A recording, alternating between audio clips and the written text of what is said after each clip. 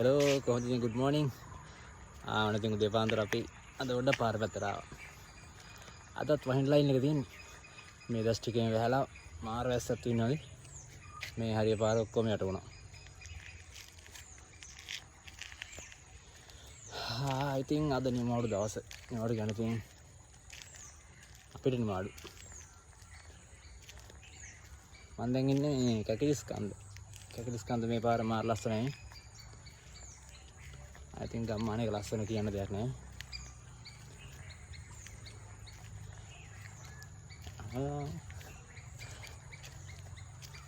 එයාට සතුටුයි අද. ඉතින් යාළුවනේ මේ දවස්වල ගොඩක් වැස්ස වැඩි. ලංකාවේ හැමතැනට වහිනවා. ඉතින් ගොඩක් තැන් වතුරෙන් යට වෙනවා. ඉතින් ගොඩක් පරිස්සම් වෙන්න ඕන. ඔය කන්ද උඩරට පැතිවල නායයන් වගේ සිද්ධ වෙන ඉතින් පරිස්සම් වෙලා ඉන්න ඕන. දැන් ගොඩක් තැන් වතුරෙන් යට වෙලා තියෙන්නේ. ඉතින් මං කියන්නේ ඔය වතුරෙන් යට වෙච්ච සමහර කට්ටිය බලන්න එහෙම යනවා. ඉතින් පරිස්සම් වෙන්න ජීවිත අවදානමක් තියාගන්න එපා. පරිස්සමෙන් යන තැනක ගිහිල්ලා එන්න. මාර වැස්සක් තියෙන මේ දවස්වල. මේ දැනුත් අහස කරු කරලා තියෙන්නේ. පේනවනේ. හැමතැනම යට වෙලා.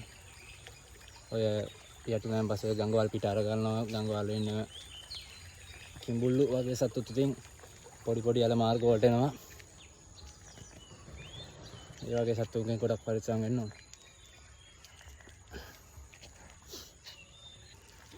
එහෙනම් හැමෝටම බුදු සරණයි. පරිස්සමෙන් ඉන්න. ජය වේවා.